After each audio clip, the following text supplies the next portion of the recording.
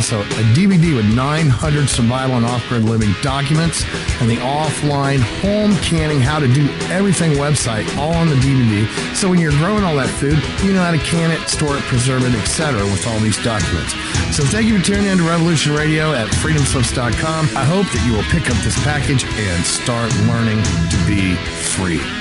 Revolution Radio, freedomslips.com, where information never sleeps and freedom is one seed that needs to be planted.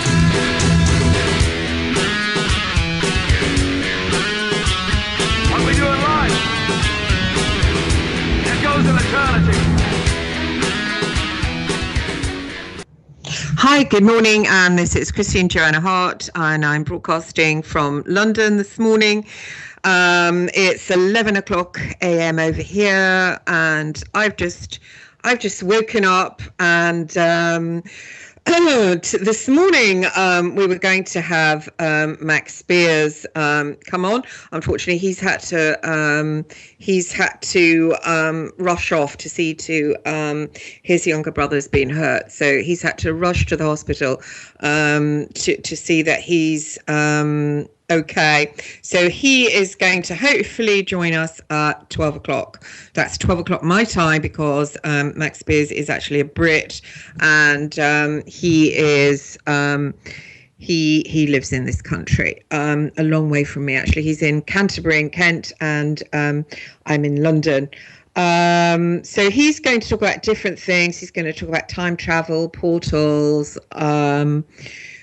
metaphysical programming on the people, and lots of fascinating stuff.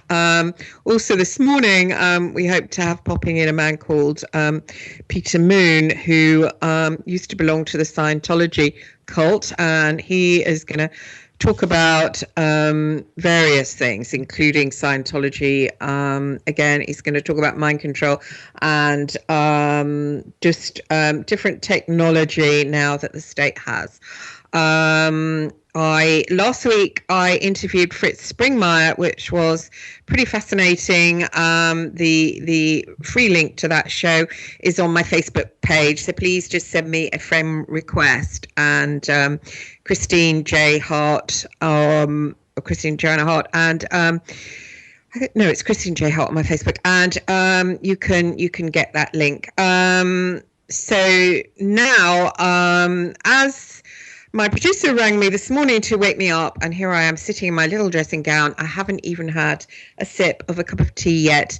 And along was my good friend Douglas Dietrich, who is off to bed himself. He's padding around in his pajamas, clutching his little teddy bear that he told me he takes. Oh, there he is now.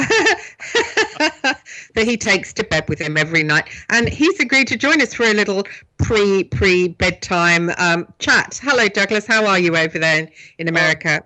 Oh, I'm fine. If I were to have any teddy bear in my life, it would be some horror that would be similar to the comedy Ted, where they've got this grizzled, womanizing, cigar-smoking little, I guess you'd call it kind of like a homunculus or something like that, that's brought to life by this loser's wish because he's lonely as a child or something, and it winds up sticking with him as this kind of companion as they both mature and grow increasingly jaded and faded and sophisticated in their later years, or at least the teddy bear does, and the human has obviously maturation issues, which form the crux of the comedy. I understand that the sequel was quite the disappointment compared to the original, but nevertheless, it's shall we say, it's an amusing image, but hardly one that I can shall I say, live up to.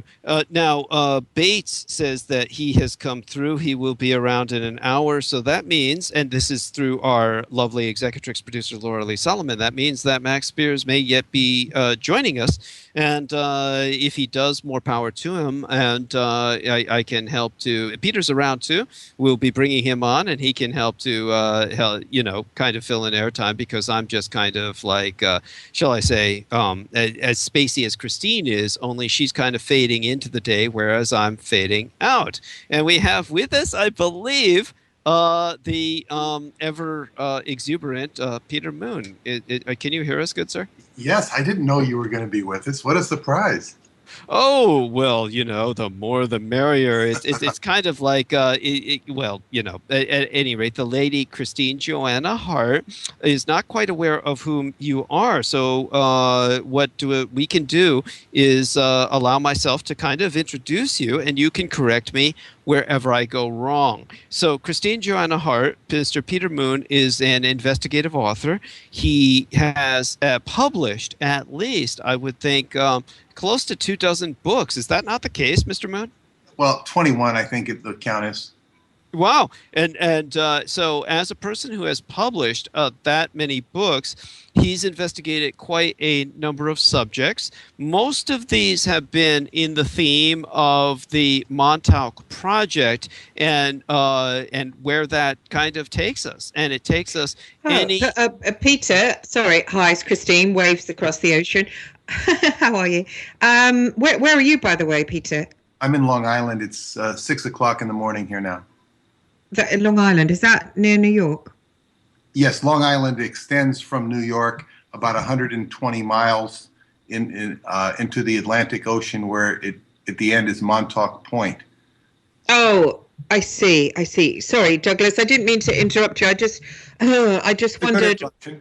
What? It's a good interruption. I just wanted. Oh, go and cuddle that little teddy. It's a small teddy. It's like the guy off Brideshead Revisited. He walked around. Sebastian. Remember Sebastian? Does anyone know Sebastian? Oh, don't know Sebastian. Oh, you haven't seen the film? Oh, the film was the book Brideshead Revisited is very good. There's a guy who lives in this massive house and aristocracy, and he clutches this little bear all the time. Sebastian. Don't know. Never mind. Okay. So what were you doing at Montauk, Peter? Well, the only thing I've ever done at Montauk is investigate and research and look.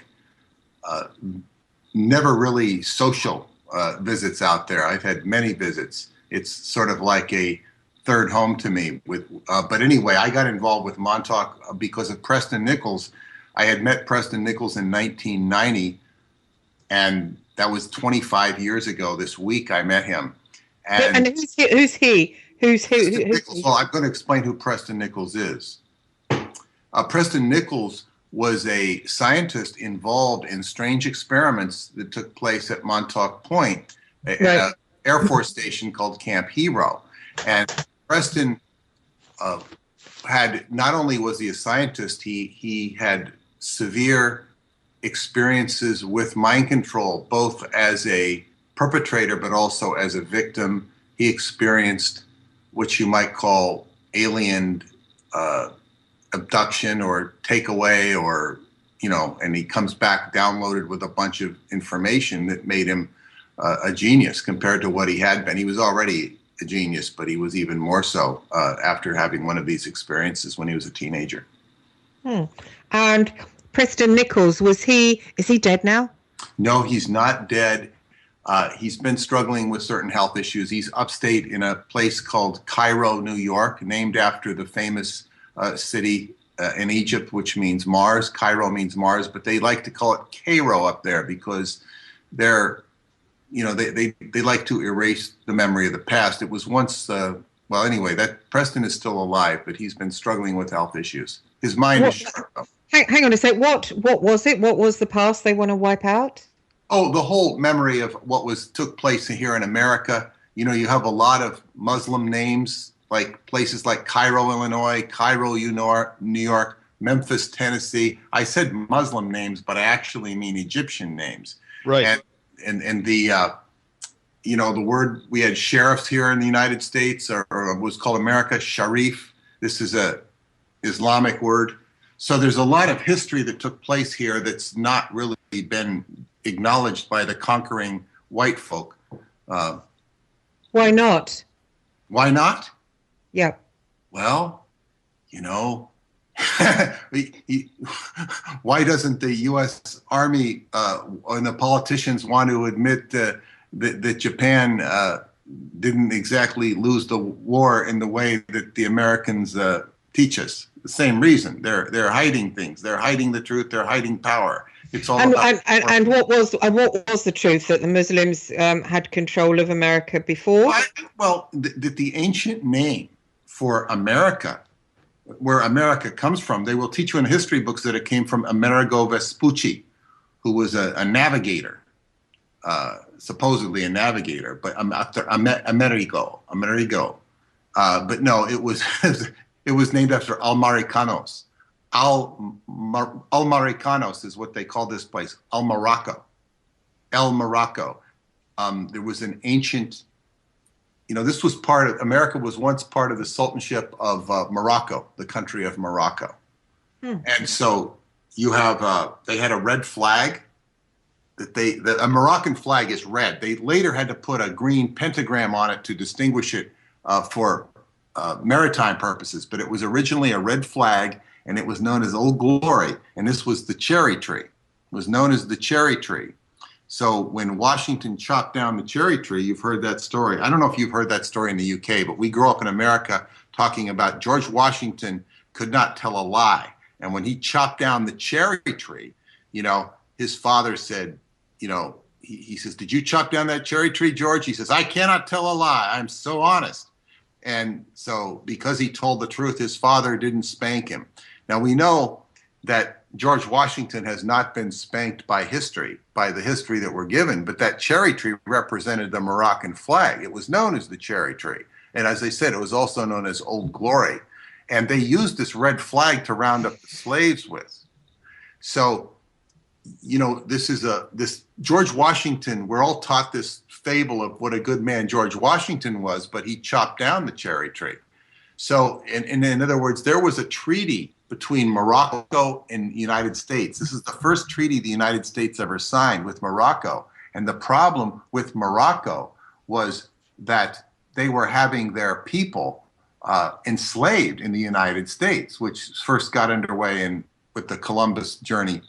And that set the precedent for the triangular trade route. So the Sultan of Morocco was outraged. Now, if you go to Morocco, you do not see this prejudice of color that we have or had in America.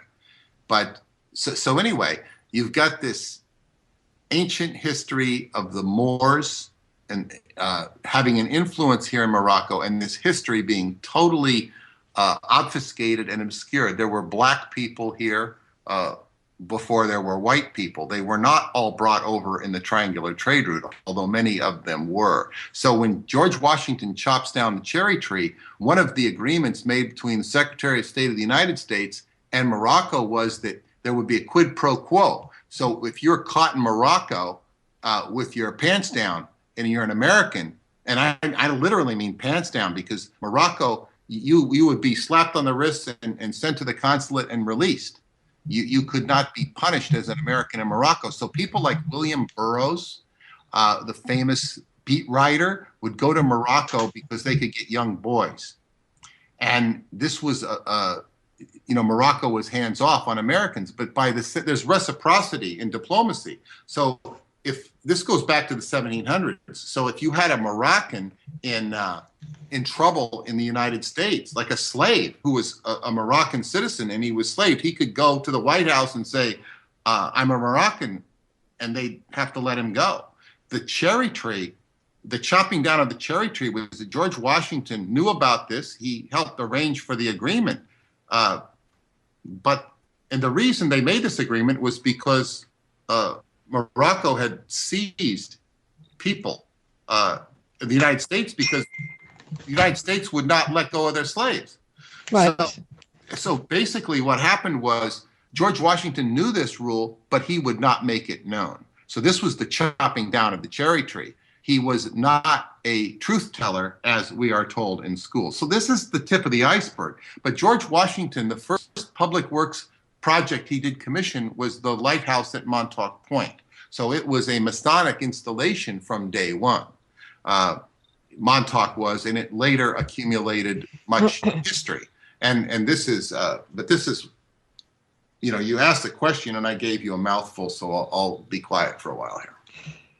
No, that's okay. I'm just Preston Nichols. So he worked at this Montauk. When did it first become a sinister little place where experiments went on? Well, I think it goes back into history. It goes back into the time of Kaiser Wilhelm. And Kaiser Wilhelm had a pan-Germanic movement, and he had his fingerprints at Montauk with, as far as we know, early tunnels. There's plenty of tunnels out at Montauk, and they will attribute many of them to being rum running tunnels if you get to question somebody. But no, they have tunnels under there that were used prior to that.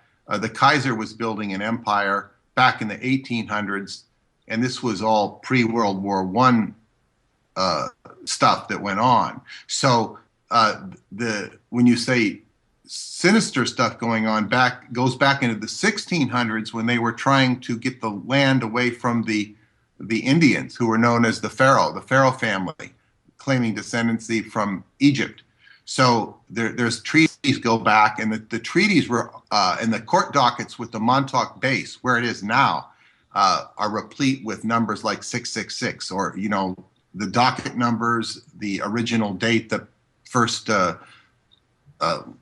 sort of deed, if you could call it that, was signed. The real deed. So is it a special place? Has it got special energy there? Yes, it is. It's a sacred point. It's on the sacred point that dowsers and the like would recognize. Of course, you take this sacred energy and twisting it and turning it to your own ends is what it's all about. And this goes back.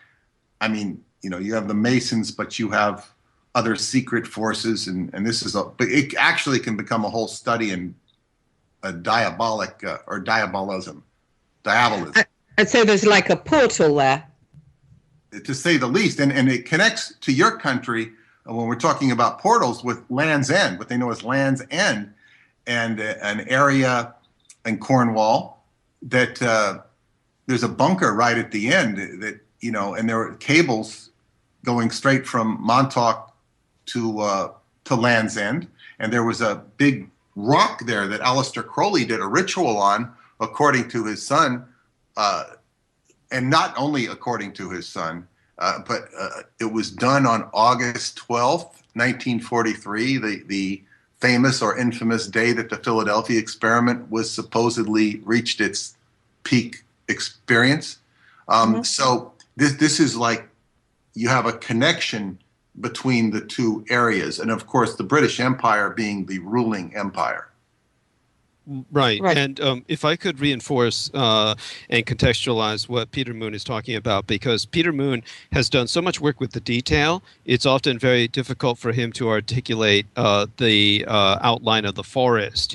And what Peter Moon is talking about, it would be puzzling to many people who think that this guy is really going out on a limb and he's really being far out, but it's not the case at all. What he's talking about is the symbology and the cultural, shall we say, imprinting or overlay of a template that frames our misinterpretation of actual events. So when George Washington and his cherry tree mythos was developed and foisted upon the American consciousness and kind of presented to school children ever since then in our fledgling republic, what they're really trying to hide is that when they reestablished the federal offices from Philadelphia to Washington District of Columbia, which was, of course, named after George Washington and named after, of course, that other genocidal mass murderer, Christopher Columbus, the young Atlantic Coastal Republic of the United States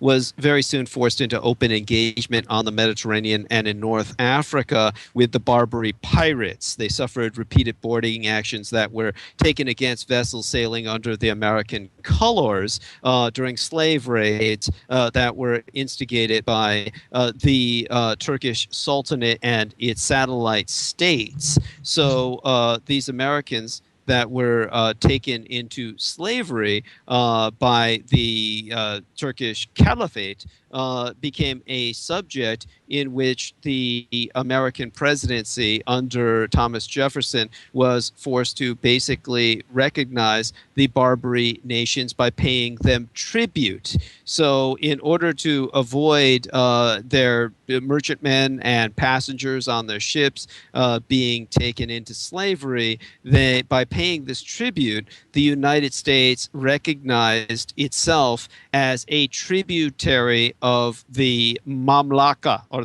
kingdom of Tripolitania, which was then later assimilated into the Berber nations of Libya. This is why Muammar Gaddafi felt such contempt for the Americans and was waging war against them, and why they ultimately had him killed was to try and overturn their submission hundreds of years ago to Islam underneath the Caliphate of the Turks, and in terms of a successor state unto the nation of Libya. So all of this goes back to the Barbary pirates, and the Americans, of course, later waged a war against the Barbary kingdom on the side of Napoleon Bonaparte, who had invaded Egypt, had the Battle of the Pyramids that was ongoing to establish himself as basically an Oriental dictator, what is known as a despot, and he himself, in order to expedite the public acceptance of himself in that part of the world as their leader,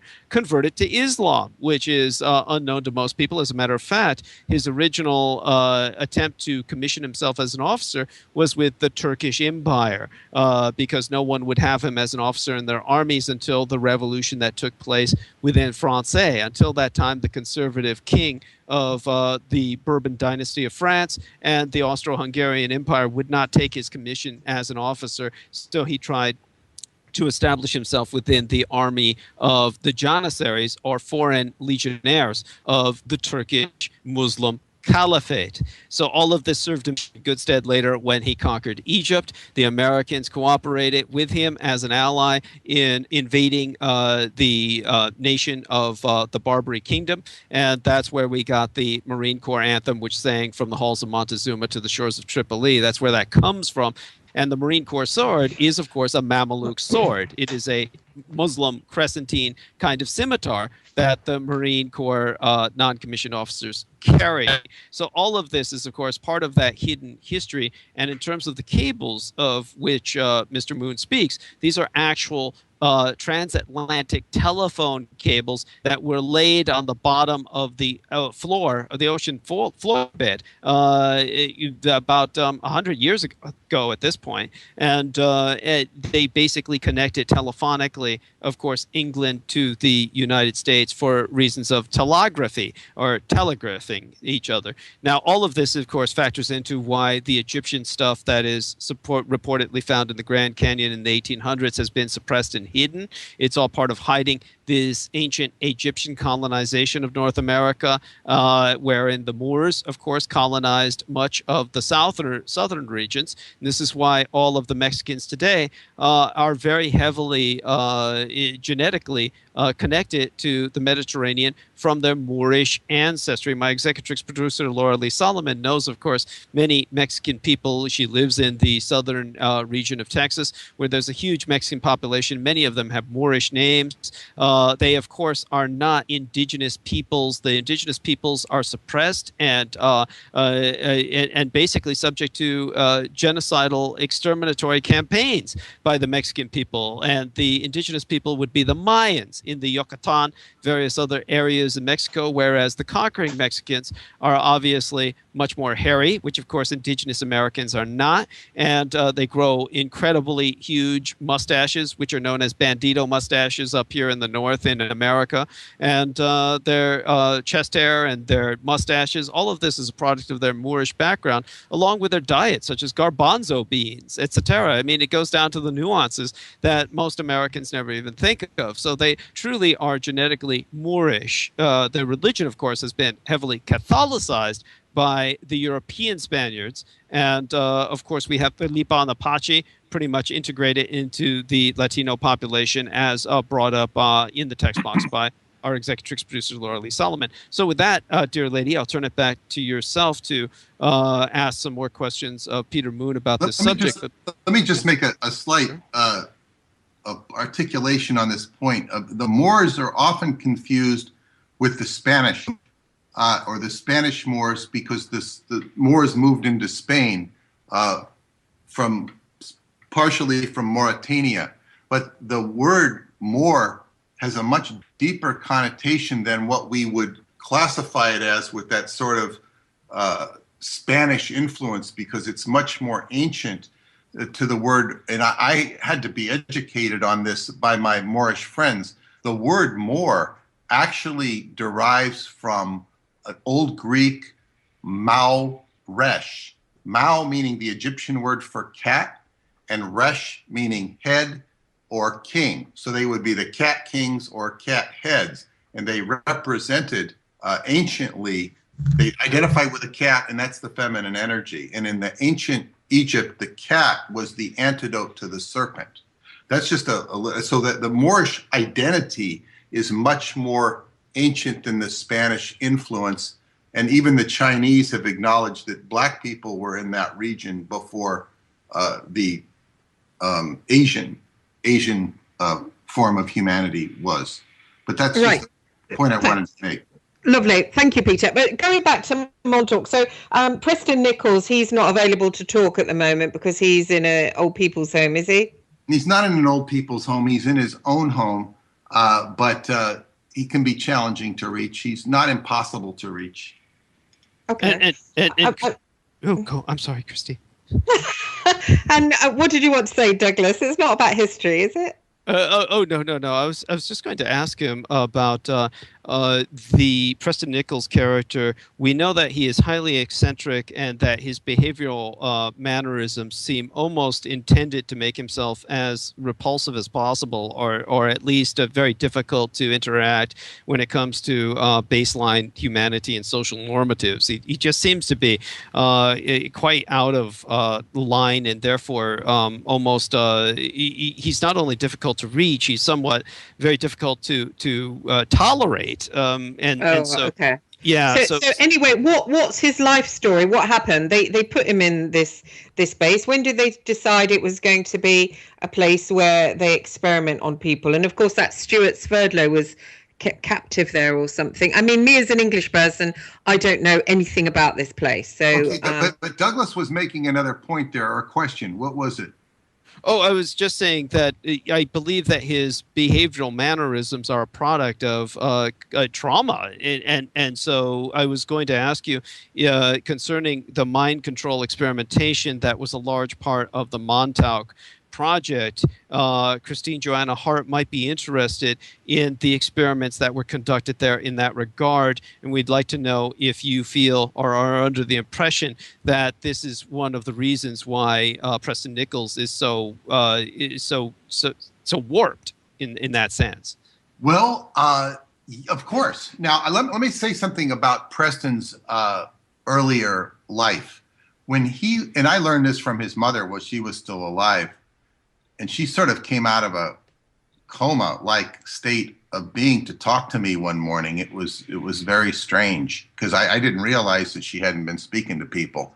She called me into the house to talk. One of the things she told me, that when Preston was born, he couldn't talk until about the age of 4 or 5, when the doctor did an operation on his tongue. His tongue was attached to the roof of his mouth, and he was very smart, she said, but they had to clip his tongue, and then she said he was a chatterbox. He wouldn't shut up. And he was very intelligent. He was awkward, though, in terms of, like, he sort of had a palsy. And I could see it later in life when he would walk. I mean, he could walk. We walked long distances together at Montauk, but there would be a little bit of a palsy you could see in his biomechanics.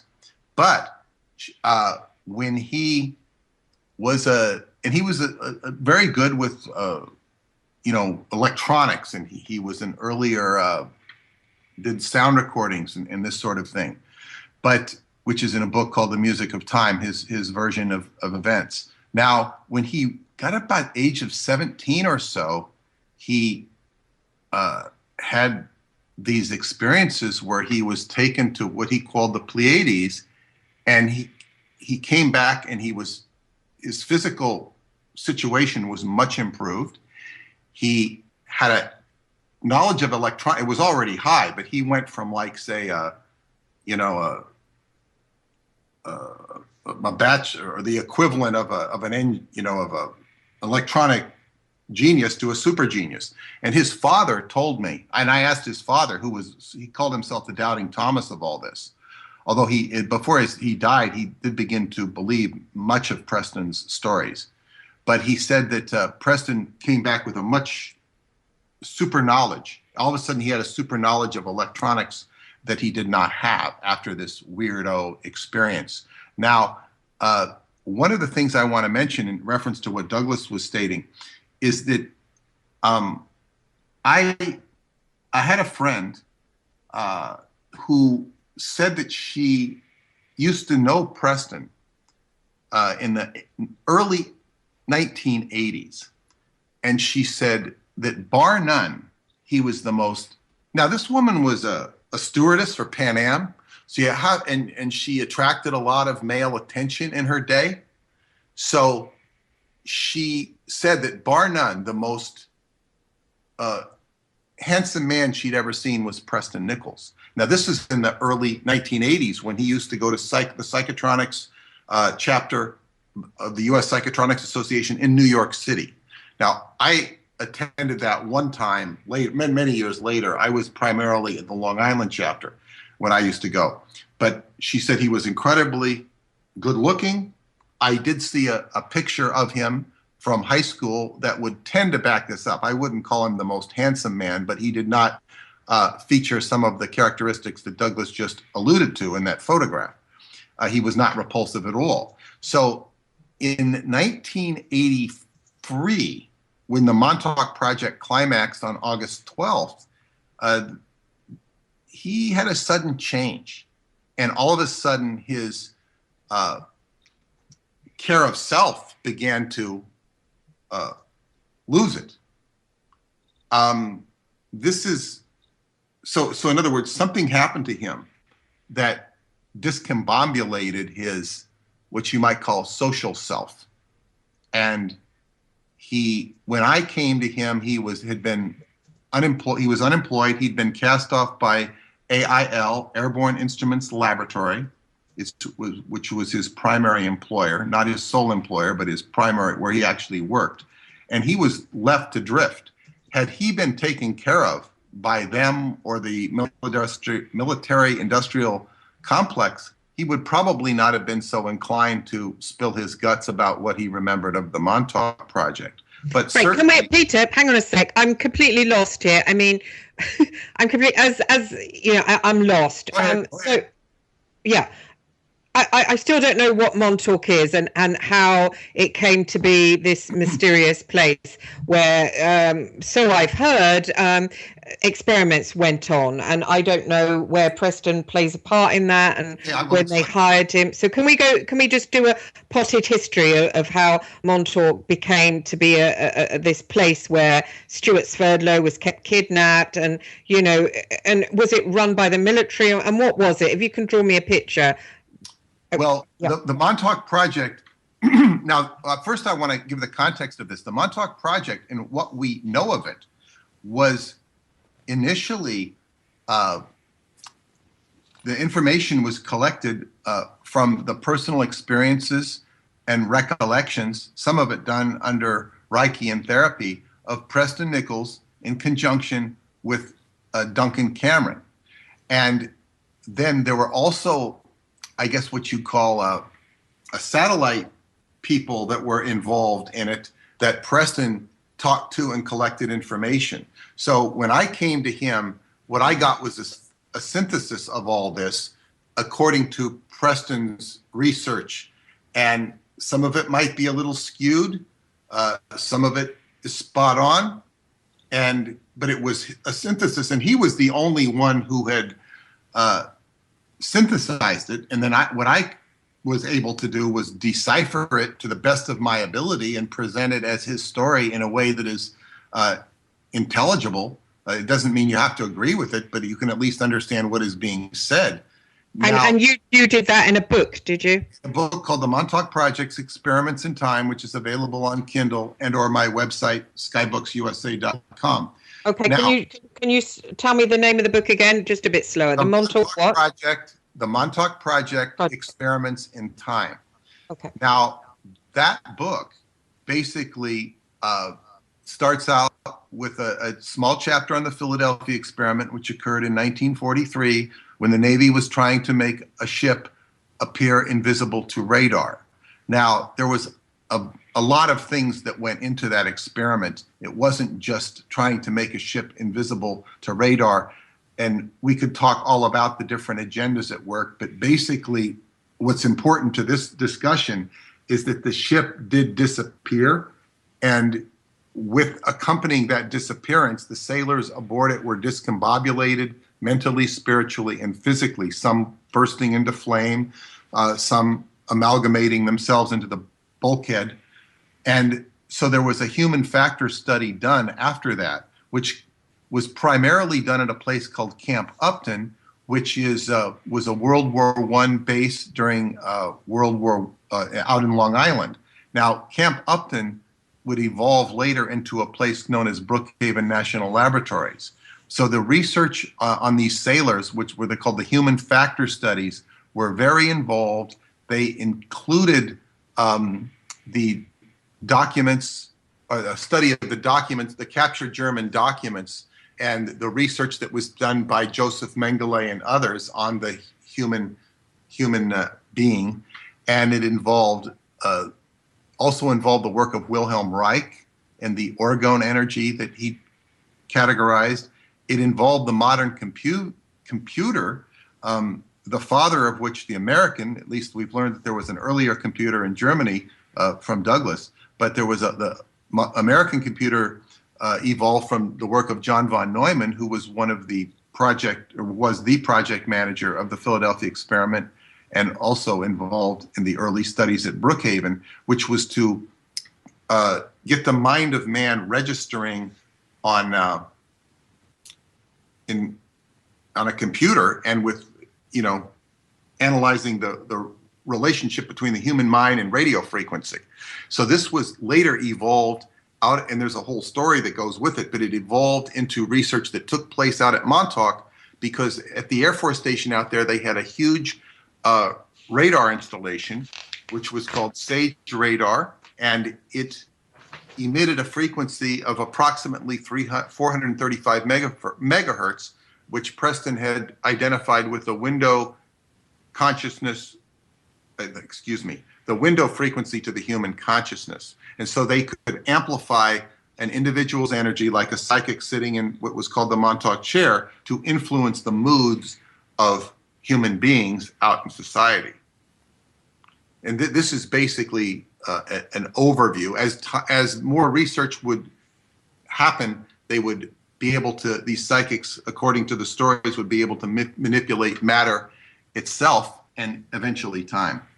So who was it, Peter, that thought of the window frequency to human consciousness? Who was that? Mengele's experiments, or right? Not Mengele, but this research was would have been figured out in the 1950s at Brookhaven Labs. Now, I will point out that Brookhaven Labs is, they're the ones that, I don't know if they discovered it, but they certainly were the early promulgators of microwave technology.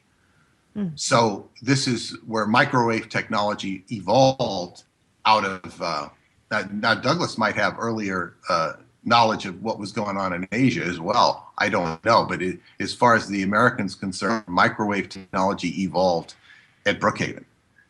And that was close to Montauk, and Montauk had an Air Force base. Well, an Air Force station. It wasn't an Air Force base. It was an Air Force station, because at Montauk they had this whole system of radar around the United States that was designed to pick up. It was early warning radar. Say if we were being attacked by Russia or another country, they would pick it up. Now, they would also pick up anything else in the skies out there. And they had underground installations out there where, to preserve the data they were recording.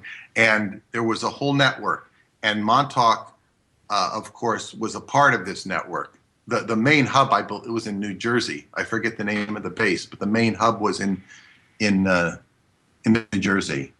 And the first time that you heard about people doing, well, where did you hear about the Philadelphia experiment? That came out, did it? That was leaked about what happened? There was a book on that in the 1974. Interestingly, authored by William Moore and Charles Berlitz. And Charles Berlitz basically put his name on it. He was a famous author from the Bermuda Triangle. Moore has got a much more dubious and sketchy history. He released the MJ-12 documents, which are certainly controversial and dubious in themselves. And he released some of the information of a man named Carlos Allende, or Carl Allen, who was a very curious character in himself, who was one of the first people to speak about the Philadelphia experiment and contacted a man named Morris Jessup. That goes back into the 50s, who was a scientist who wrote a book called The Case for the UFO. That's some of the earlier history of this information leaking out. So the Philadelphia experiment did take place. We don't have to rely completely on William Moore and his sketchy, dubious history because there are other corroborative elements. But what was your question again? Because you asked about... Yeah. What do you think went on there? You said you don't want to get into the agendas, but what do you think I didn't want to get into the agendas. I said there's a whole long diatribe that one could get involved in. Right. And to clarify this, Christine, what Peter Moon is talking about, because again, he's dealt with so much detail and with so many witnesses that he's had to have a conversation with. I'm not going to use the word interrogate, but rather interview. And he's had so many strange experiments with their families, such as the mother of Preston Nichols, who was basically comatic most of her life and suddenly emerged. No, not most of her life. Not most of her life. No, she wasn't. Yeah, and then suddenly emerged to speak to him more cognizantly. All of that adds to impressions that he gets that are very intense.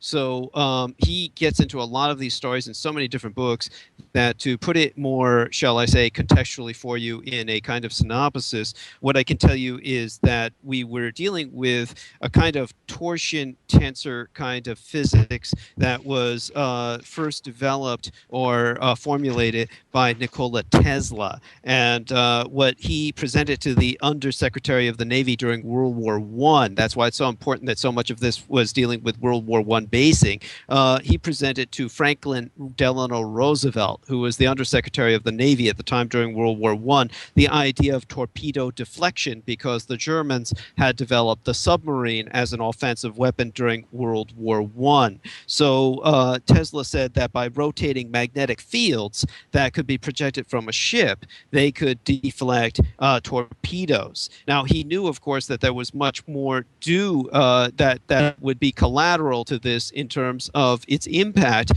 because of work that was being done in World War II by the National Socialistisch concerning hyperdimensional rotational physics in what became known as the National Socialistisch, or the Nazi Bell. And now, the physicist David Anderson, who has worked very heavily with Peter Moon, decided that they could manipulate small portions of time. Hang on, who worked with him?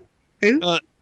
Peter Moon has been working to an extent or interviewing Mr. David Anderson, who was said by Al Bielek, who was, shall we say, for lack of a better word, a victim of collateral damage of the Philadelphia experiment on the USS. So he's working on it now, or he did work on it with his book with this David Anderson chap? Well, David Anderson is someone who's still working on time travel, or at least the ability to manipulate small portions of time via rotation lasers. So he has... Does that mean, Douglas, does that mean like teleporting?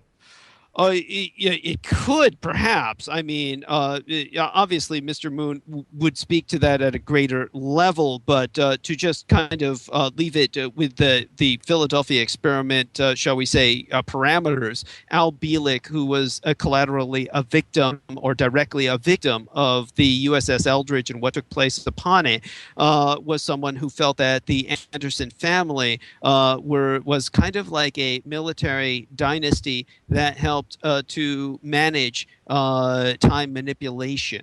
And all of this might be interpreted as a mind control kind of cascade memory, which was impacted onto Mr. Bielek, just as one might interpret much of Mr. Preston Nichols' memories to be a memory cascade, or kind of like a download from a mind control program, so that their memories would be so warped, even on their own retrieval, that people couldn't interpret what they were saying in a coherent fashion. Now, this could be used to hide scientific secrets that they wanted to prevent the public from accessing in an individual like Preston Nichols, or in the case of Al Bielek, it could be to prevent a actual event from being accessed by the general public in a fashion that they would find believable, because Al Bielek's story was so unbelievable in so many ways. But primarily, we have this concept with the USS Eldridge and the magnetic fields that were being generated by very heavy mechanisms that were implanted onto the ship itself. Primarily, it was for projectile deflection. Secondarily, it was radar stealth, because the ship would essentially become invisible quite physically, as well as onto radar. Tertiarily, that was the optical invisibility that was a tertiary collateral effect that nobody expected, due to the fact that they were trying to become invisible to radar. So, in other words, you had this entire effect that also led to the damage of the ship itself in terms of the molecular structure of the ship. When Mr. Moon is talking about the amalgamation of the sailors with the hull of the ship itself, they melted into the ship. They became part of the metal bulkhead, as what happened to the brother of Al Bielek. That's depressing, isn't it? So where are they? Is there any like souvenirs of that in a museum or something? Or? Well, the ship itself, they've just cut the bodies out from the bulkhead, and then they turned the ship over. If I remember correctly, it was either sold to a foreign nation, the Greeks, who bought a lot of ships that were decommissioned from the U.S. military, or it was the whole project was dumped onto the U.S. Coast Guard, which is still a branch of the military, but they got it out of the hands of the Navy. But because of what happened with the experiment achieving unexpected results, we had the situation that so appalled Einstein, who was also involved with the project, that he retracted his unified field theory in the fear of what it would lead to if further research was done with it. I mean, that's how impacting this was. But in terms of Nikola Tesla, he refused to work with weaponizing hyperdimensionality in the first place, and that's why ultimately he suffered all of the retraction of his citizenship. His citizenship was revoked. He wound up killing himself, and this was to prevent the United States military from literally interning him and forcing him, torturing him into working with the project. But who killed himself, Douglas? Nikola Tesla. Oh, okay. And but at least he died on his own terms. At the time that he died, his United States citizenship had been revoked, and the FBI was coming to arrest him, to take him into internment, where he would have been tortured as a citizen who was no longer a citizen, as an enemy alien who was now an enemy of the state, and forced to cooperate with the workings of the USS Eldridge, the Philadelphia Project. And all of this, of course, had to do with weaponizing hyperdimensionality. What the National Socialistes, or the Germans, were working with was later became known as Bell technology, or the Nazi Bell. But what the Americans were working with was present and manifest at Montauk. Now, this was all laid out in tetrahedral geometry by a kind of, shall we say, what Einstein became originally familiar with was through his Jewish culture and the Star of David. That's a two-dimensional analog of two tetrahedrons. now this dovetails into, of course, the Ark of the Covenant and various other concepts that they had of its hyperdimensionality that Peter Moon has also written about. Now, all of this, of course, goes into what he was speaking with resonance and sound projection and how this affects people's consciousness.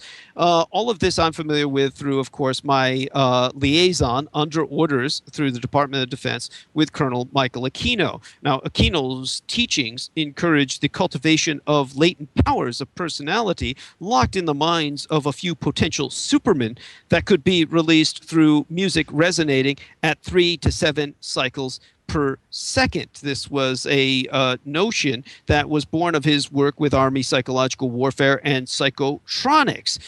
It was also something that either emerged from or became, shall we say, absorbed into the contemporary human potential movement at a time when the brain machine was being mass marketed as a tool for achieving hypnotic and other altered states of consciousness through pulsed light and sound stimulation. Ultimately, this is what is said or is determined to have led to the suicide of one of the great rock stars of the era who was involved with Throbbing Gristle, or I can't remember which band he was a part of, but all people need to look up is a book on the Dream Machine. I forget the title of it, but my executrix producer, Laura Lee Solomon, was able Brian Geisen? The Dream Machine by Brian Geisen? I believe so, yes. He spoke of the suicide of the rock star who was very much addicted to the Dream Machine, and as was Elvis. Isn't the David Anderson character? He's quite interesting, isn't he? Well, yes, but let me just say something, if I may, because Douglas, he elicits so much information, and it's very fast, and he's contextualizing what I'm saying. The same time, I want to contextualize what he's saying, or right, what we're all doing here, because he alluded to Aquino, but you see, the Montauk Project, there were 3 versions of it, because that's a colloquial name, but the earlier name was Phoenix, and Phoenix was the project that, to my understanding, and I'm not an expert on this area, but in Vietnam, where they were using, and Douglas has talked about this in quite a bit on his other YouTubes and whatnot, and interviews he's done, but the mechanics of sound. Now, this predated the Montauk Project as we know it in the 1970s. So I would be very surprised if Preston Nichols did not know of Aquino, on a deep level, and has some connections there, which he may or may not be able to dredge up if I get the opportunity to talk to him about it. But I want to say that with all the research that I did on the Montauk Project, it's all contextualized if one has the opportunity or takes the opportunity to read all of the books. It's a contextualization of me trying to find coherency with all this wild data that Preston gave us, and it goes deep into occultism as well. So it's all a matter of trying to connect the dots. But when I got to a certain point, I realized that all arrows pointed to San Francisco and the Presidio. I arrived at this partially from my limited personal experiences in that city, but also a book I wrote called Spandau Mystery, which is a novel where I was trying to get at answers because I wasn't getting answers by normal research threads. And of course, eventually I would meet Douglas in San Francisco, and he was was sort of the boomerang end of this for me. Now, of all of this research that has taken place, which is, there's just so much of it. But what I want to say now, and you were asking about Dr. David Anderson, right now I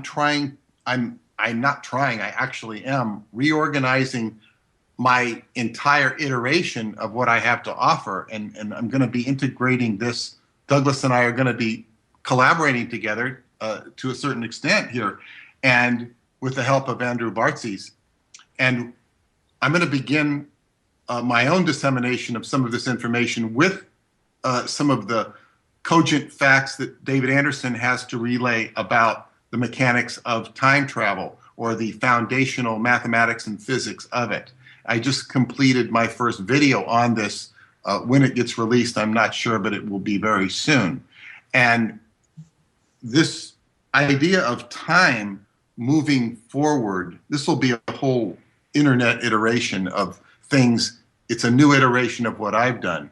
And I hope to integrate Douglas into this as well so we can contextualize this, because so much of this information comes like this is the age of information. It just starts like hitting you like arrows. And we have to slow it down and reiterate it to a new audience, a new world, and bring it out. So anyway. So that, Peter, is in your book.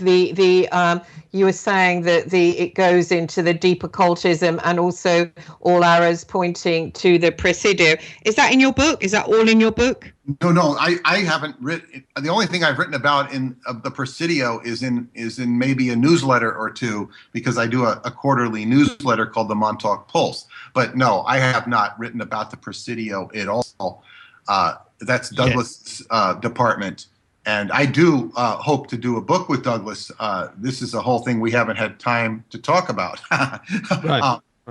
Right. And what did you mean? I think we're going to go to break shortly. Can you guys, Peter and Douglas, stay with me? We're bringing on Max Spiers. Can you stay with me for the last hour? Douglas, are you tired? Of course. Is it bedtime? No. Yeah. And I do want to emphasize before we go to break that the book that I was alluding to was titled The Chapel of Extreme Experience, A Short History of Stroboscopic Light and the Dream Machine. It was published in 2003, and the author was John Geiger, Geiger, for anyone who's interested. And he traced the history of how the visual phenomena was first described 200 years ago by Dr. Perkin. And Perkin, was a famous doctor of the time who described how the visual brain worked, and this became something that impacted contemporary artistic and musical culture to the point where many rock stars who did die of suicide, it was blamed on this machine. So we'll be back. See you after the break. Hi, we're back on air, and I hope you're joining us over there in America. You're waking up and get some coffee down you. We've got a really fascinating show today. I'm Joanna Hart. I'm broadcasting from London at the moment. I'd just like to say, if you like my shows and want to keep me on air, my PayPal account is warnernews@sky.com. That's warnernews@sky.com. And any donations, I'll be really grateful to keep me on air. Today's show, we're covering all kind of things. We're covering, we started at Montauk, and because I have some really fascinating intellectual men on the show, I have 3 very clever intellectual men on the show, and we're having a mixed pot of discussion. We started off with Montauk with our guest, Peter Moon, who has written some absolutely fascinating books. One of them is on the Montauk Project, and he is currently working on a book at the moment about David Anderson, time travel, and the Philadelphia experiment. So that should be, and that should be absolutely fascinating. And also Douglas Dietrich, who I have appeared on his radio show on Revolution Radio, talking about when he was in the army and mind control experiments. We all seem to have moved into an interesting point.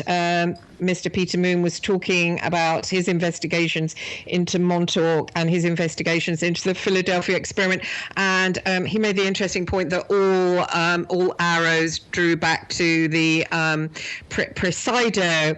I don't know much about the Presidio, so I'm going to ask one of the guys I have with me to go over what that actually is, what the Presidio actually is. And he mentioned a man called Colonel Michael Aquino, and I know Mr. Dietrich will be on in a minute to discuss what his dealings were when they were in Vietnam together.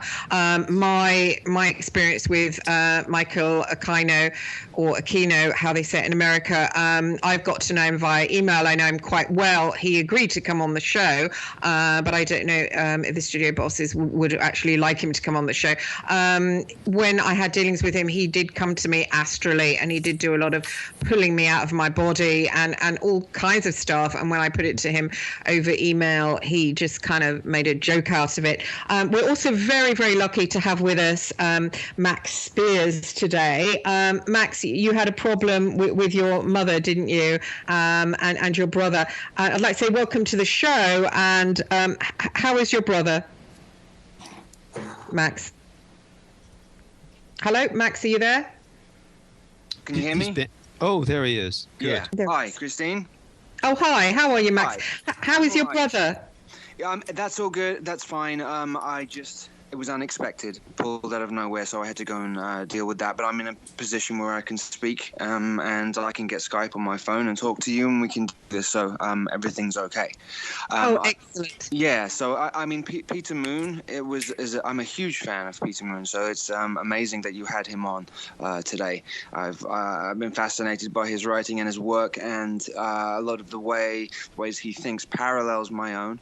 It's Presidio, by the way, Christine. The Presidio. In San Francisco, right. Right. It was a daycare center, an area. A daycare for children? Yes, it's an area of San Francisco where some satanic ritual abuse was going on in San Francisco. I'm not the expert on Presidio. I just know people who have had connections to it, and the Kindercare. There's a big children's daycare center in the United States called Kindercare, Kinderkcare,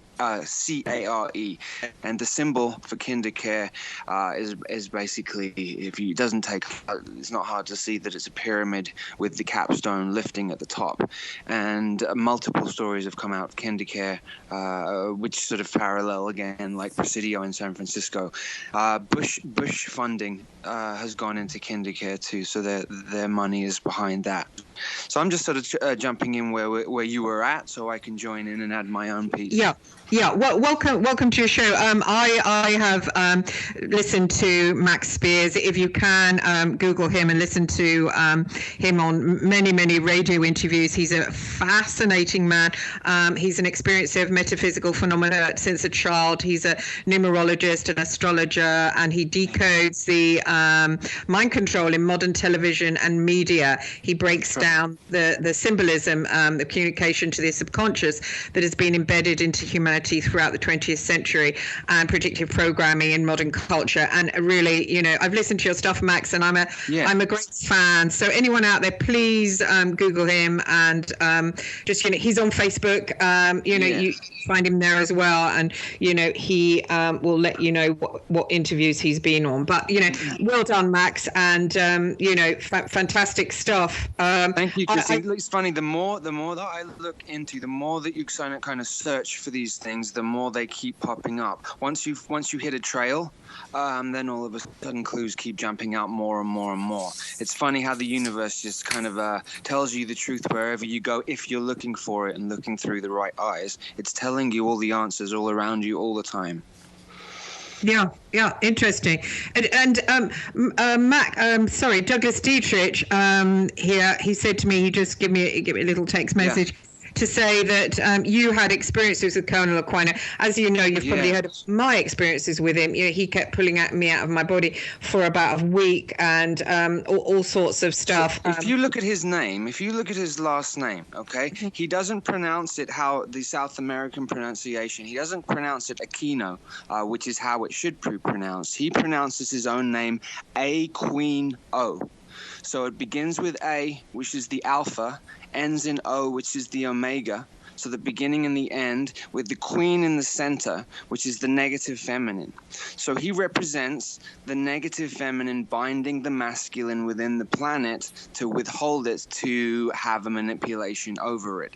They're lowering the bar of debauchery and negativity to such a point that it breaks the human heart, so they will be completely malleable.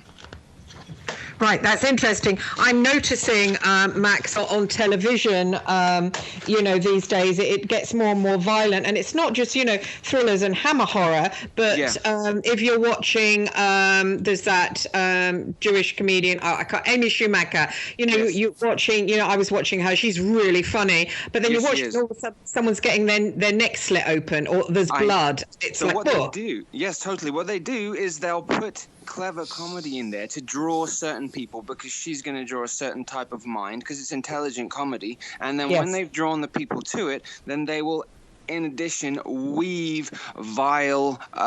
They're always talking about, why in every TV show or talk show, why are they always talking about feces now? Why is it always connected with that? Why are they always talking about that?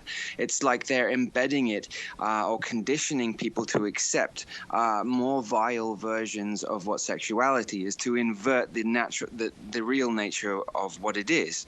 Essentially, so the new world, the new agenda is a total inversion of what natural creation is. If you could imagine a flower growing and opening, they are trying to do it so it's the death of the flower and the withering and wilting and dying.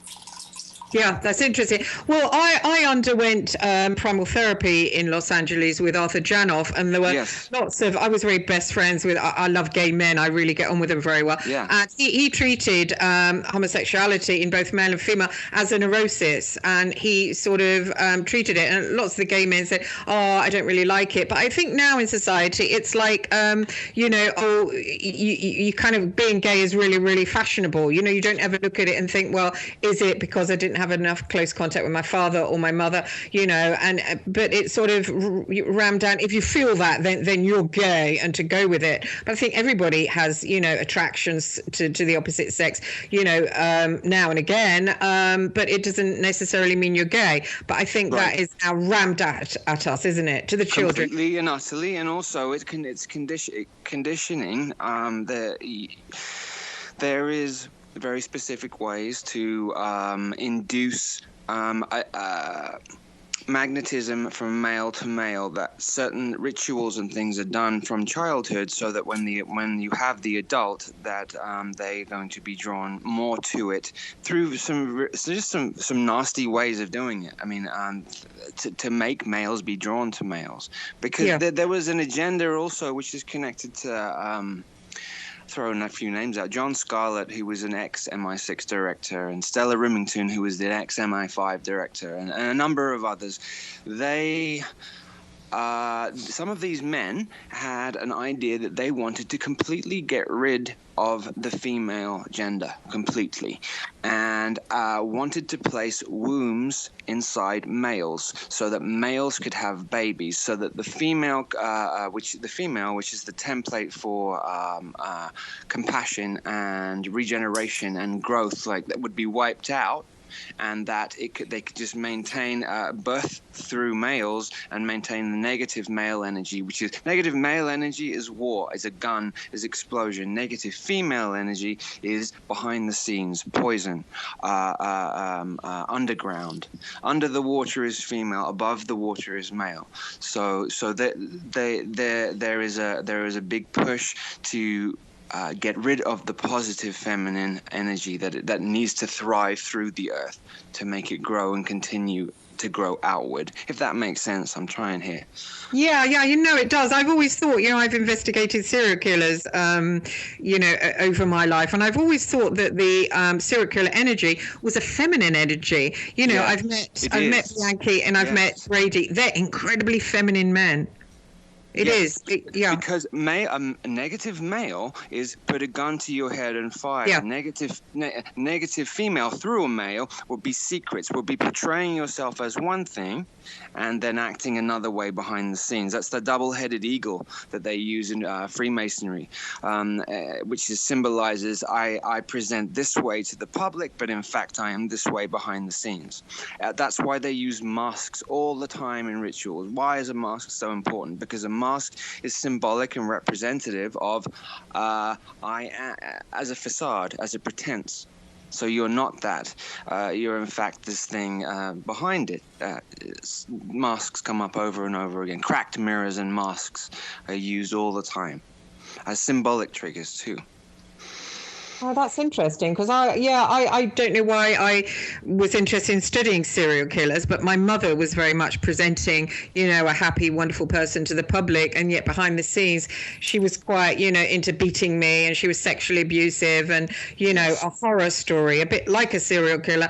And then I went to study serial killers. Why are they like that? And people said, well, your mother was mean to you, and they're men, but actually, no, they're like women. It's Well, a lot of these serial killers are groomed and programmed at the military-industrial bases.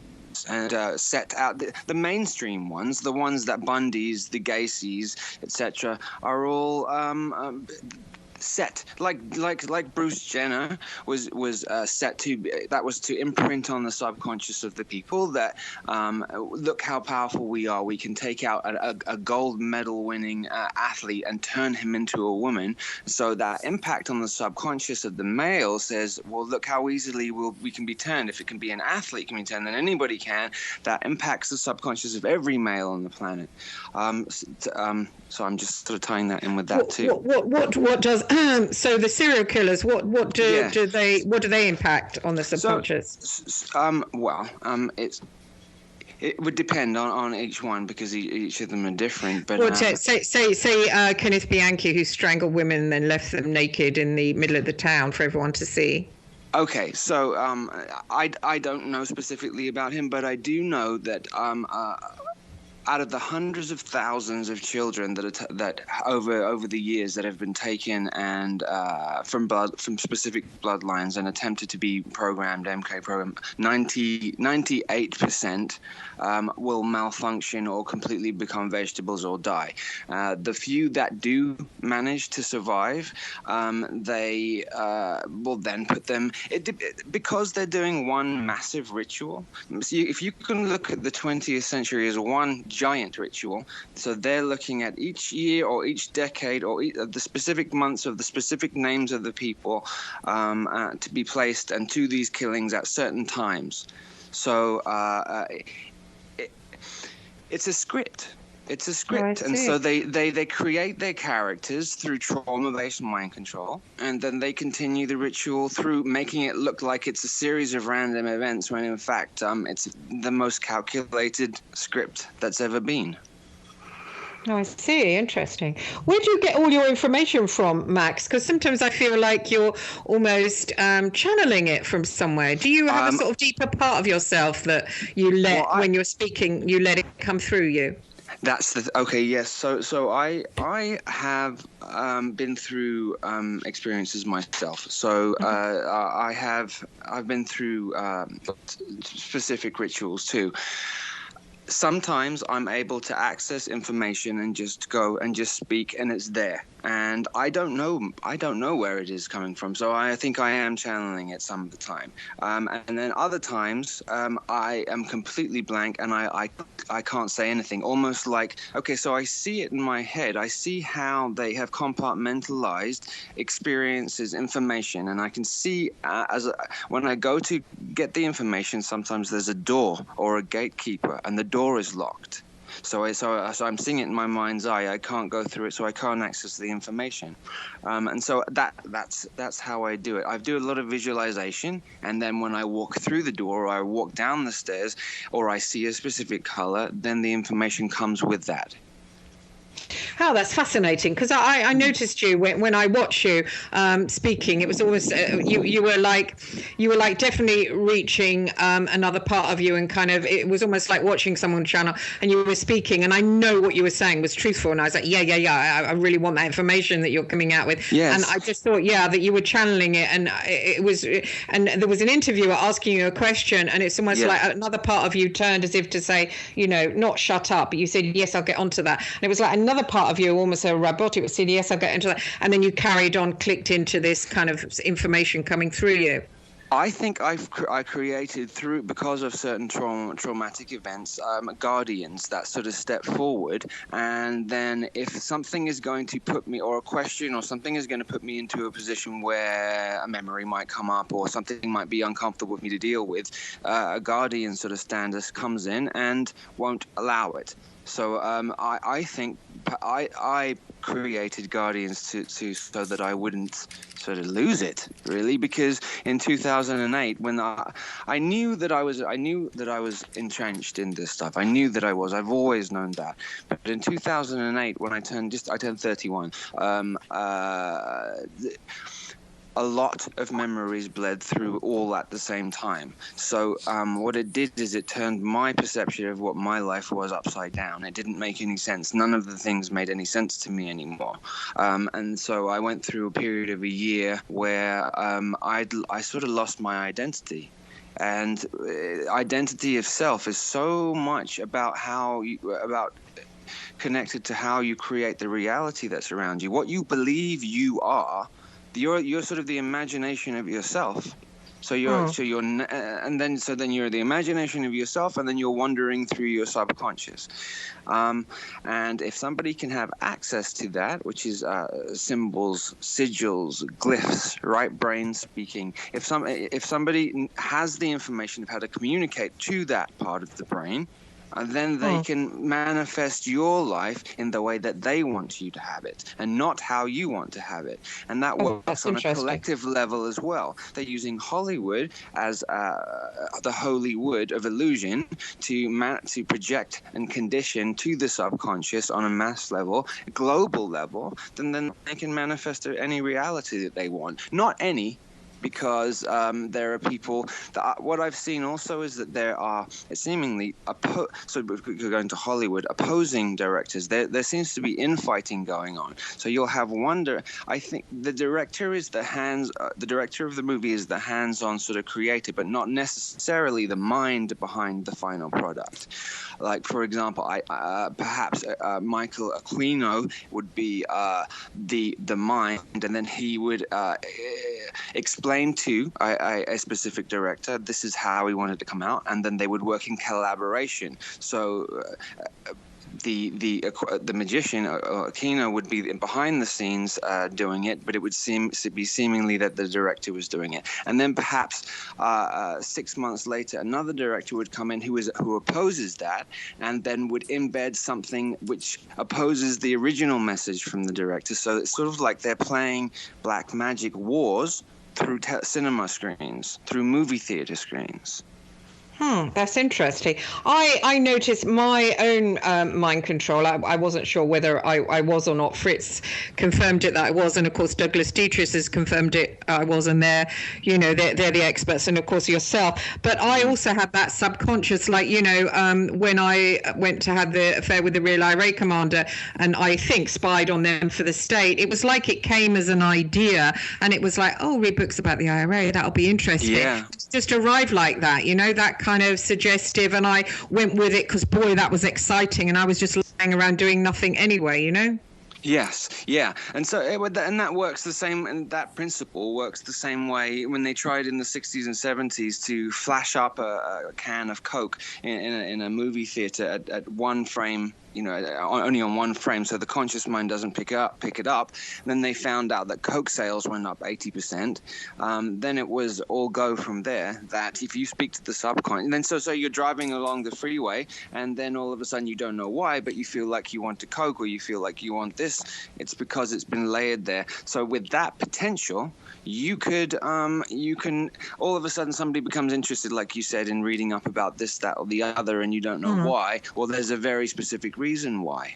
I think we've been given the appearance of free will, but not actually free will. Yes, we're not free will. Like, even when I discussed the phone hacking in MI6, I had a weird kind of dust attack in the town, and then I had some weird kind of communication when I was like sleeping in a lucid dream that said, you can't talk about MI6 and the phone hacking and the press controlled by the state.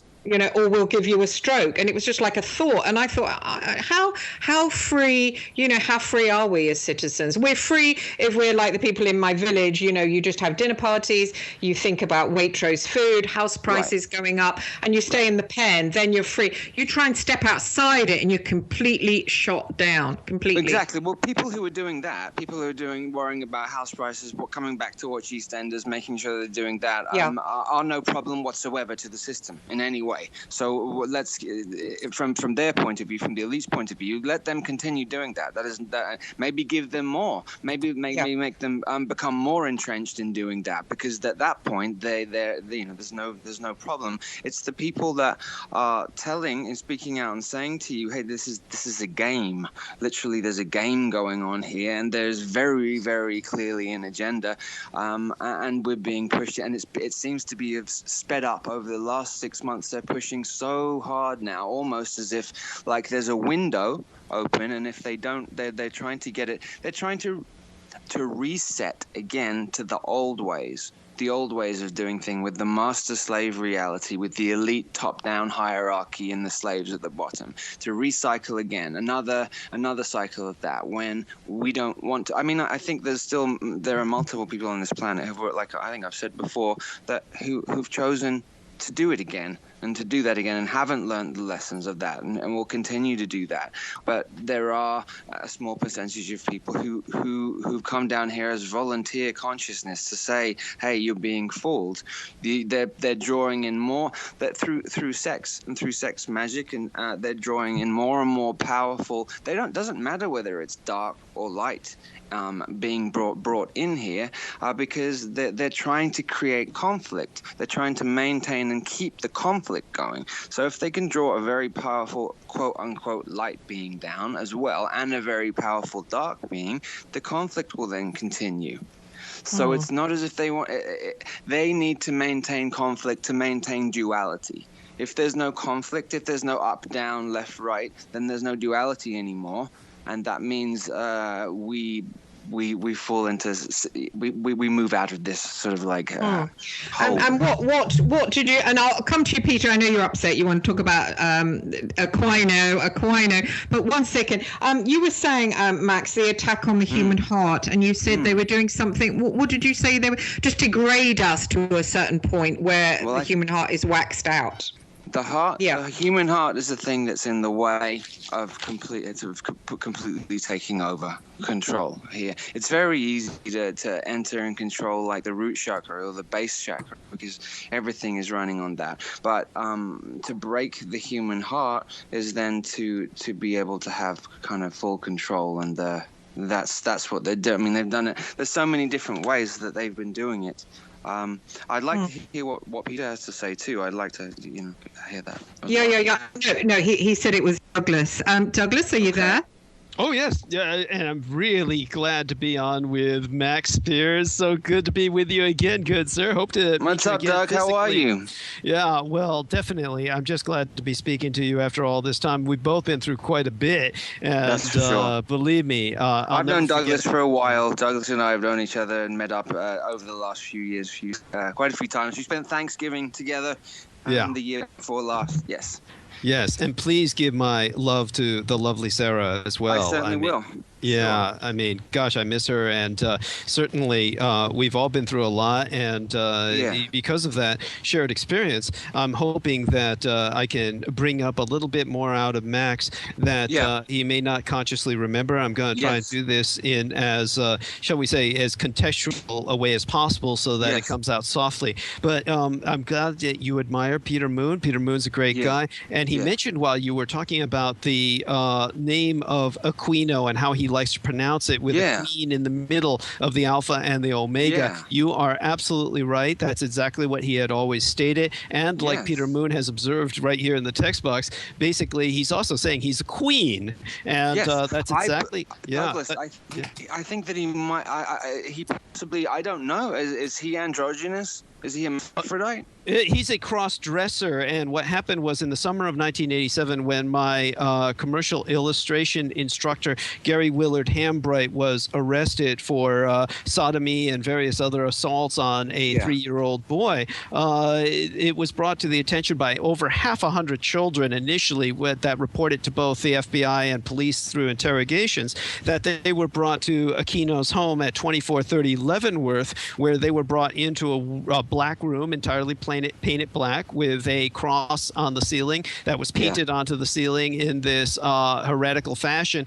And the people who assaulted them were Gary Willard Hambright, my commercial illustration instructor from the old John O'Connell Vocational Institute in San Francisco, and of course Colonel Michael Aquino, who was the owner of the home at that point, a lieutenant colonel, and his wife Lilith. And it was reported that both men were dressed as women, and Lilith Aquino was dressed as a man. Inversion. Of course, and of course everybody in the military called him Aquino to disempower him, because of course they didn't want him basically using his feminine mojo upon them. So that was their way of keeping him at bay. Now, one of the things that I'll segue into was we were talking about the work that was conducted with sound, and Christine Joanna Hart brought up the Vietnam War. In June of 1969 is when Aquino embarked on his tour of duty in Vietnam with the 6th PSYOP Battalion and the 3rd Corps Tactical Zone in South Vietnam, and was in this capacity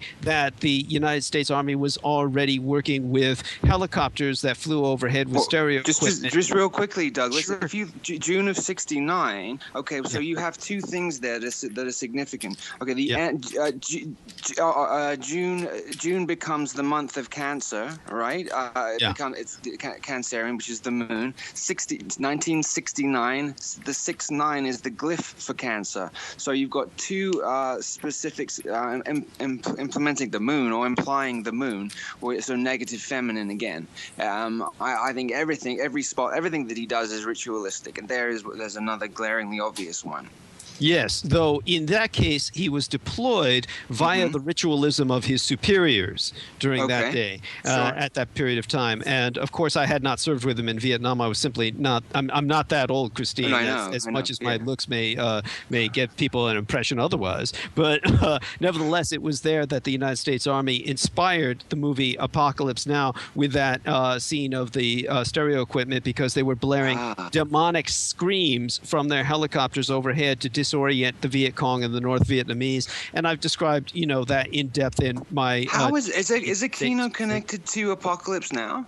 What he did in Vietnam, or what he was involved with, what the U.S. Army was involved with in Vietnam, inspired Francis Ford Coppola's scene in Apocalypse Now. Really? The Flight of the Valkyries, that Wagnerian music coming out of the stereo systems. Yeah.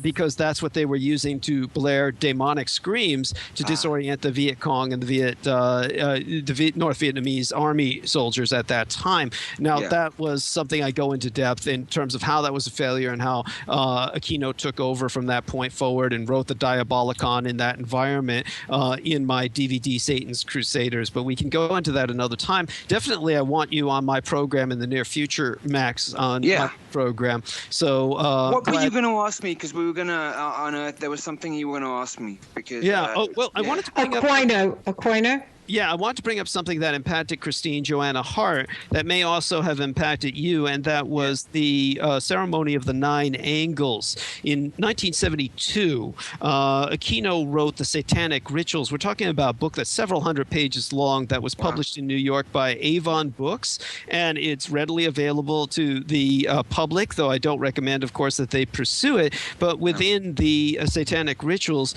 Aquino brings forth several spells. There's at least 3 ceremonies that involve the Cthulhu mythos of Howard Phillips Lovecraft, one of them being the ceremony of the 9 angles. And basically, he describes a ritual that is inspired by the horror at Red Hook, a short story written by H.P. Lovecraft. And, of course, all of this was originally produced by Michael Aquino for Anton Szandor LaVey, the founder of the First Church of Satan.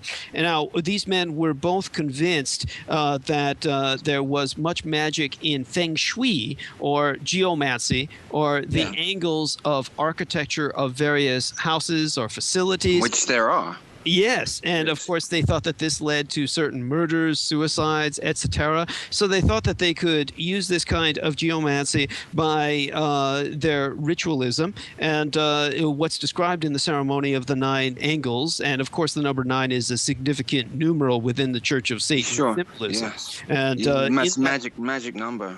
Yeah. So anytime whatever it's multiplied by, it comes back to itself. Yes, yes. And in the ceremony itself, a masked group would stand in a dim light, as I saw myself before a trapezoid, and they would evoke Azathoth, Yog-Sothoth, Nyarlathotep, and finally Shub-Nugaroth. And the last of these would appear, or rather a celebrant playing that role would appear, to be channeling as an avatar for the actual entity, and they would lead the participants through an enumeration of the powers and properties of the 9 angles. Now, Peter Moon spoke of a water ritual performed at Land's End in your nation where you're at right now, the United Kingdom. And this was the call to Cthulhu, which took place on the shores of a lake or other body of water where one would summon the great old one Cthulhu, to whom the congregation would deliver a pan and a promise that he shall no longer return to his watery grave. Now, all of this was very much a part of this trapezoid kind of magic. The law of the trapezoid became a big part of the Church of Satan, and of course this became a part of the Temple of Set. Temple of Set is obsessed with the trapezoid. Yeah. Yes, that's quite right. And that's what he offered me. As you were saying, Douglas, that's what he offered me when he lured me down the rabbit hole. Yes, and that's what I wanted to drag out of Max and see what he would say about it, because basically one of the things that I was very familiar with was his use of a highly charged electrical field, white noise, and a pentagram that was lined with neon tubing. And during this ritual, the invoker would call the forces of darkness to emerge through the gates of the shining trapezohedron, and they would warn of the hounds of the barrier, obviously inspired by the hounds of Tundalos. And of course, much of this was stolen or cannibalized from the 8th section of the Emerald Tablets by Morris Doriel, a believer in the Hollow Earth theory and a founder of the Brotherhood of the White Temple. Now, all of this influence, of course, was something that became manifest when Aquino was seducing Christine Joanna Hart to try and step in to the trapezoid or the trapezohedron so that she could see anything she wanted, go anywhere she wanted in time, be anyone she wanted. He was offering her the universe, but she essentially For what? So what was the trade? I don't know why he did that, Max. It's when I sent him the first email, before he came back to me via email, we've talked over email, but he appeared to me as like this rabbit figure. He shut off. I came out of my body then without my control and went down after him. I went falling, came to the bottom of a hole, and he took me down a tunnel out, and we were looking at the kind of black sky, and he showed this tetra. I can't say it, and he told me if you get inside it, you can travel anywhere in time and go to different wherever you want and go inside their body and live as them. He said, he said, would you like to do this? And I said, no, I don't want to. And he said, why not? And then he started saying how we were the fallen angels and the old God had gone, and that we have the same we power. Were the fallen angels. Who is he? Who's the reference point? We is it? I think he meant him.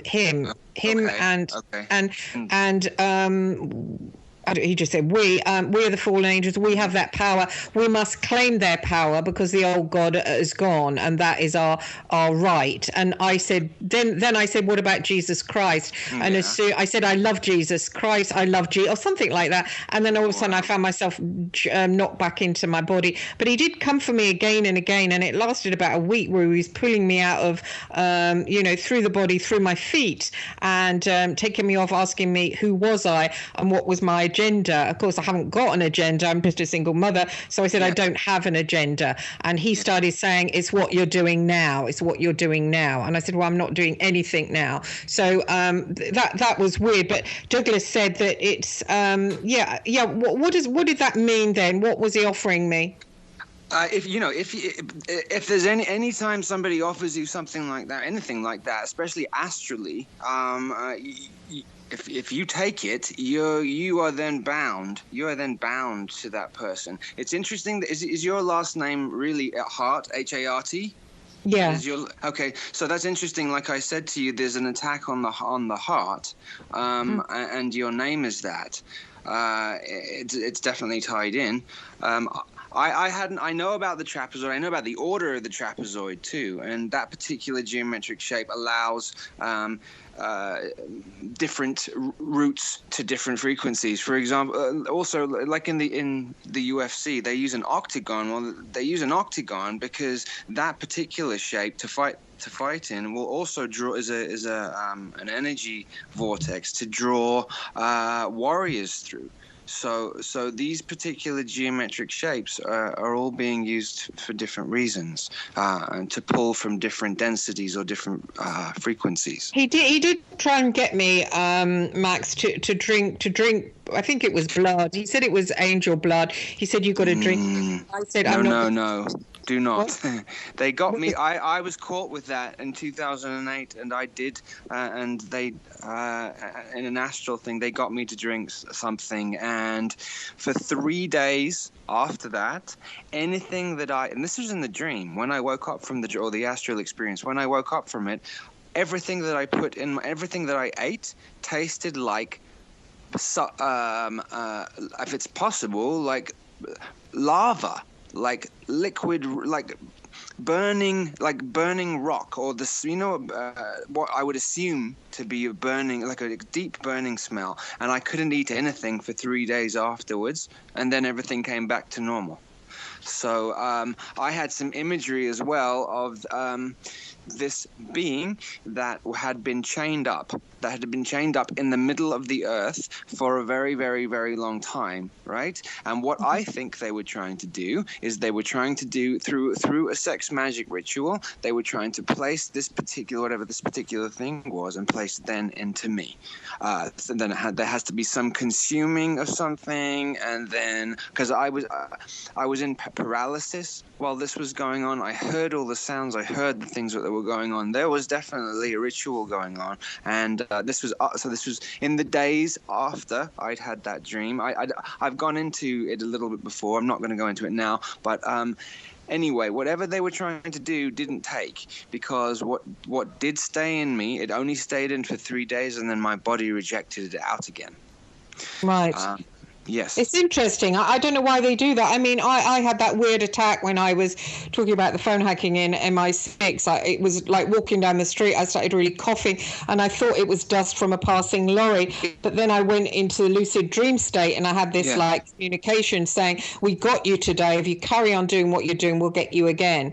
And I don't know. I mean, can they do that, or was that my imagination? They do a lot of intimidating and a lot of puffing up their feathers to make you frightened more than anything else. But they can't actually touch you. It depends where your standpoint is. If you're resonating at a frequency which is lower, if you're doing things that are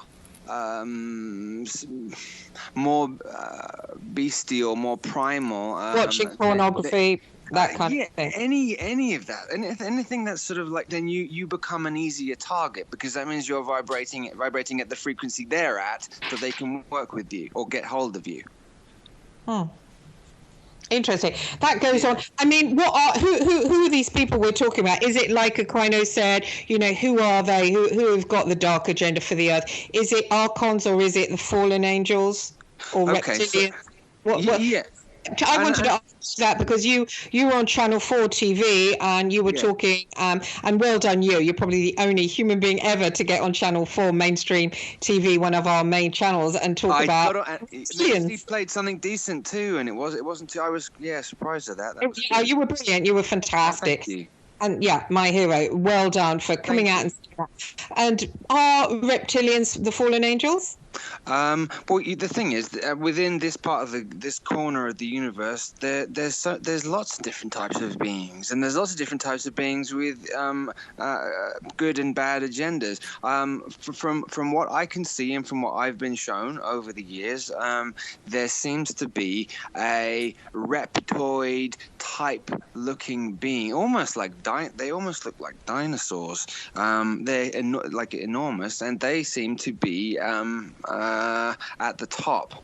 They seem to be sort of calling the shot. It's a very strict hierarchy down, and I think the lower they within the reptoid sort of genetics, they have their hierarchy going down there too, and they don't have the ones that are in the ruling positions on the planet. This is my opinion. The ruling positions on the planet are hybrids. They're human reptoid or human hybrids, because so they have to have the human DNA so that they will come across as that way.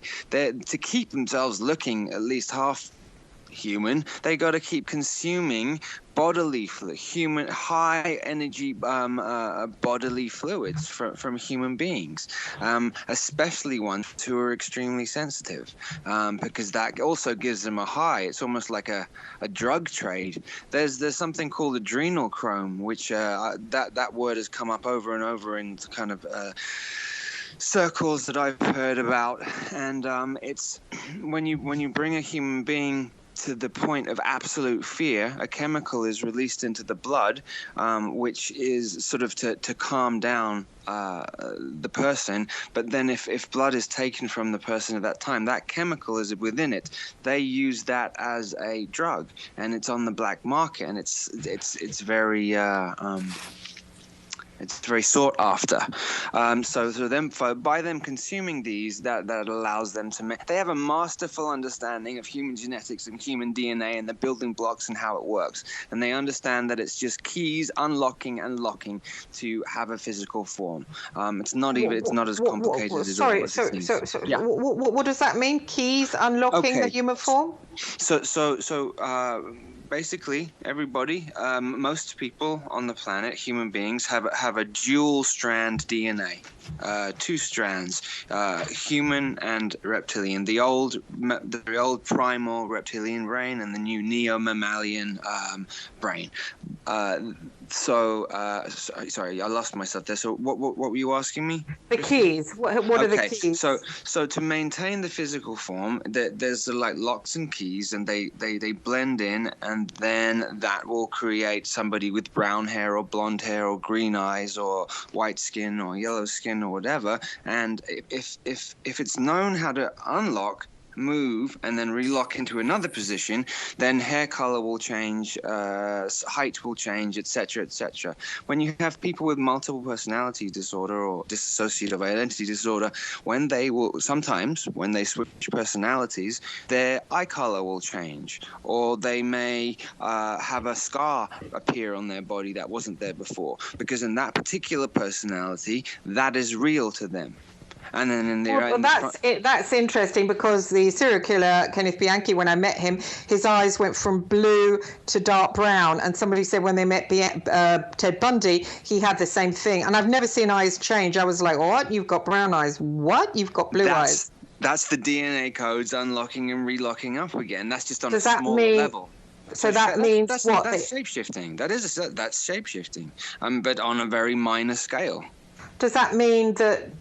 What does that mean about Bianchi? He's had mind control, He means he's got compartmentalized personalities through trauma. Oh, I see. And it's very. Diane Sawyer is an interviewer on American television. Big interviewer.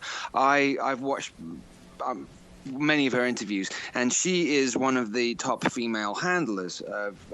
She handles a lot of young, sort of up-and-coming stars, musicians and actresses, a lot females though, and she has most of the codes for these young monarch girls, monarch programming being sexual programming. She has the codes for them, so she knows what hand movements to do. She knows what words to layer in to shift to within each within each bubble of personality. There's an amnesia barrier around the outside, so that particular personality is not aware that any of the other ones exist. But there are doorways that lead through, sort of tunnels, and if you know how to open it with a color or a word, then you switch it to the next one, and then you have a new personality. It may not be that different from the original one, but it's enough to shift somebody to say or do what you want them to do. Oh, that's absolutely fascinating. So these leading back, Peter, to your work and your books, that was what was going on at Montauk, wasn't it? That kind of experimentation on the human race. Well, there was Peter. a lot of strange experimentation that would sort of coincide with that to some extent. Yeah, it's fascinating.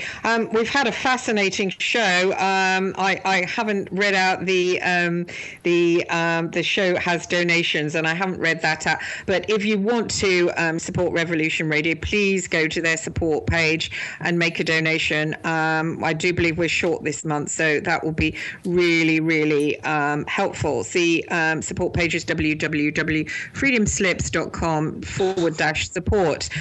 Douglas, would you like to round off the show? Can I just say one thing very quickly, Yes, Christine? Max. I just noticed that there's still a few record stores in the UK that, Tower Records and all the ones in America sort of closed down, but there's still a few HMV in the UK. There's these T-shirts that I'm noticing people wearing everywhere, and it's got the unicursal hexagram on it, which is Crowley's OTO symbol, which is drawn with one single line, so there is no broken line. It's something to do with an unbroken will. If you do the symbol without a break, it means unbroken will. So, which is thelema, which is self-will, or do what thou wilt. I'm seeing these people who have no clue what it means or what it is wearing them everywhere. So subtly, that eon of Horus, the eon that they've been pushing this agenda for so long, is sort of creeping in to modern day, and people aren't aware of it at all. I couldn't believe it when I saw those things. I think they're targeting the young. They're definitely going to the young. I mean, my son is reading revolting books by someone called Darren Shan, and it's compulsory reading. And even when I complained to the head of English, they said, "Oh, what's wrong with your son that this upsets him?" I mean, it's about a woman having her limbs cut off. The blood sprays over the boys. It's got No, I'm not. I'm really angry about it, actually. And it's got the older man and the younger boy. And the older man seduces the younger boy by sucking. He cuts his finger. He sucks it off. And you constantly have the oral in, out, in, out. Yeah. Then it has a spider, a tarantula spider, grips on the mouth of the older man. And it pulsates its body in and out of the mouth and then spurts its liquid into the mouth. My son came home and he was really, really upset. He said, "Mummy, I know what that's supposed to be, a man's pee-pee going in the in the guy's mouth." You know, I mean, they're not stupid. They're 11 years old, but why are they being read this absolute filth? And then when I tracked down Shan, it's vile. And then when I tracked down Shan, he says, "I'm a Christian. I gave a Christian message." I mean, the end of the book ends up with the young boy climbing inside a coffin because he wants to kill his family, but they're boring, and he wants to go with the older man. Then he comes out of the coffin, climbs on the back of the older man, and they go off serial killing. Unbelievable. I mean, it's sort of like I can't. So it's an unbelievable thing. That's been compulsorily read to 11-year-olds in 11-year-olds. My son is 11-year-olds, and they've got all it's a state thing, and they've got all the Darren Shan books in the school. One or two of the boys are now reading Tunnel of Blood. Again, more blood, gore, and occult. And it's true occult, Max. It's not made up. I know. Knows the cult. It's what it's move out of the way, let it come inside you, because then you get psychic powers, boys, and that's much more exciting than liking your mum, dad, your little sister, and all that kind of stuff. Just the last thing I want to say, and this will be the last thing. You know the one eye sign that it's everywhere, covering one eye. Okay, so you were assuming it's the eye of Horus. Remember, Set took the eye of Horus out in a fight when he was having a battle with Horus. He ripped it out of his eye. It's when they do that symbol, it's them mocking the fact that they took Horus's eye. Thank you.